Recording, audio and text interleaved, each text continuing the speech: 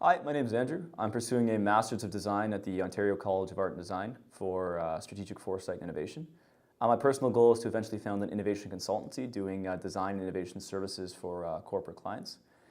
And I've co-founded Boardroom Labs with Chris in order to make better educational products and services for people in design and entrepreneurship, because we found as undergraduates and even as high school students, we really struggled to learn these topics, and we know that we could have benefited from learning them earlier and better. Hi, my name is Chris. I'm a fourth-year marketing student here at Ryerson University. My personal goals is to be able to work in market research, which I already work for now, but I want to start my own company eventually in the future. And I decided to get involved with Andrew here in Boardroom Labs because him and I have had similar experiences with entrepreneurship, and I thought we could take our experiences and work with them and make a really great product out of it. So that's what you'll be seeing today. So Chris and I have had various experiences participating in and running different design and entrepreneurship boot camps. My first was in RGIC, which was the Ryerson Global Innovation Challenge, which took place back in March of 2016. My company and we were called Stack Farm at the time, we traveled to Dubai and we were able to sort of talk with locals there, talk with business experts and all those sorts of things. We ended up giving a presentation and winning the competition. And what I think could have been improved is that we only had one day, maybe 6 hours or so, of actually how to put all this stuff together, right? So all the planning, the organization, what it is that we need to do, right? So all the nitty-gritty details, we got only one day of doing. Dubai was fantastic and it was great talking to all those people, but we didn't have the tools that were necessary for us to fully succeed. So our original goal was to create educational and design resources people could use to learn business and entrepreneurship. We started by doing workshops on various business skills like customer acquisition and business modeling at a local business incubator. Mm-hmm. And we found from those workshops that people had a distinct lack of tools they could use to help learn these concepts, and that structuring the workshops was quite challenging to actually convey the concepts. And so we knew that there was a problem here, so we started to do interviews of the people who took our workshops to try to understand how we could improve them and what they were really looking for. So from those surveys we did, we've now designed the Entrepreneurship Bootcamp we're running with the third and fourth year entrepreneurship class at Ryerson, as well as resourceful design thinking card game that we're launching soon. We've done now 20 surveys, 3 game prototyping rounds to iterate on the design thinking game, as well as we're now doing surveys with the entrepreneurship class as in preparation for running the bootcamp to make sure that we meet our customers' needs. We've so far spoken to about 80 plus people in total. We've spent about $250 in prototyping and other research. We've now educated at least 100 people on design, entrepreneurship, and various business skills. For many young people who want to be entrepreneurs, it's difficult to get the hands-on experience and the tools that's actually needed to start a business. This problem is even more emphasized in secondary students who are in high school and, they don't even have an entrepreneurship program or friends in it like I did.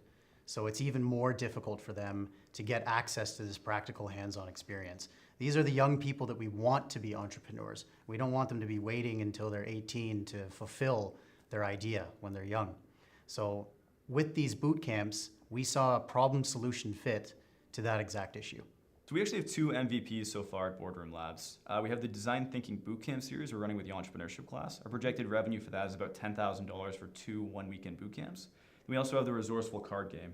The expected revenue for that is about $6,000 once our Kickstarter launches in a few weeks. Now, education isn't as straightforward as digital software solutions, and as such we're approaching the problem from numerous diverse solutions, including so far physical products as well as guided learning content. So we structured these MVPs in order to prioritize learning as well as revenue to fund further learning. And our theory is that by having people pay us, it demonstrates more than words ever could. It demonstrates a deep desire for our offerings and to solve the problem that they have. So at Boardroom Labs, we design learning tools to educate student-age entrepreneurs about starting and running the right kinds of business the right way. So the value proposition for that is design and education, conveyed to our customer segments, which are young students, primarily high school and university age students. We're looking at different faculties in regards to science or business backgrounds, but so far we're keeping a broad touch to that. Our channels to reach those customers so far have been personal relationships through the entrepreneurship program, as well as just through people we have known in the business background, as well as the undergraduate admissions wing of Ryerson. And to maintain the customer relationships with the people we've worked for, we have a website, as well as the personal relationship management we just have with people who we already know. The revenue streams thus far have been from the Kickstarter we've ran for the resourceful card game, as well as the revenue from just direct sales of the bootcamp so far to the Ryerson Entrepreneurship faculty. Our key partners at first are already Ryerson University with what we discussed with the boot camp that we'll be running at the end of September. And what we're looking for next is secondary schools. So for us, it's the Toronto District School Board, but getting those young people, as discussed, and getting them into these boot camps. So making some partnerships with secondary schools would be paramount for us moving forward. Next is our key activities. So we need to look into development and research. So finding better ways of teaching the curriculum, right, in our operations, which is actually just getting out there and doing the boot camp. So our first test is going to be the end of September, and we're going to see what we can improve from there and move on. And finally, while doing this, our key resources are going to be the intellectual capital that we'll be building by the experience and from the card game as well as just increasing our reputation. So as you know, word of mouth is one of the best ways to market yourself. So getting that out there is really important for us. So we have our cost structure. So first we have our operational costs, which is us running the camps, the cost of us securing the partnerships and being able to pay ourselves for all the hours that we put into designing the curriculum. The second is the prototyping, and we've made 3 prototypes so far, but we want to continue to innovate and make more and get them into the hands of our customers, and we can get their feedback and continually improving. And the third one is fulfillment, which is just getting the card game that people have ordered into their hands. So the cost of shipping, logistics, and working with other partners in order to get our product into the hands of our customers. So we foresee a number of risks and challenges in our current business model. One of the biggest ones specifically with the game is that the Kickstarter doesn't succeed. And if the Kickstarter doesn't succeed and meet our minimum threshold, we don't get any of the money, which means we have to start the entire sales pipeline again. So we'll know for sure whether that's successful or not in November once we've already gone through the 1-month cycle of that. As well with the boot camps, if we can't get a sustainable pipeline of partnerships with future institutions like other secondary schools or other universities, it's not going to become a sustainable model because we can't rely just on personal relationships to continue to build this business. But assuming those 2 things are successful and that the economics of each transaction makes sense from the game perspective as well as from selling the boot camps and the operational costs, then we foresee this as being a very viable business model and one that we're very excited to work on in the future. But at the end of the day, these are just challenges, and I mean, what business doesn't have their problems?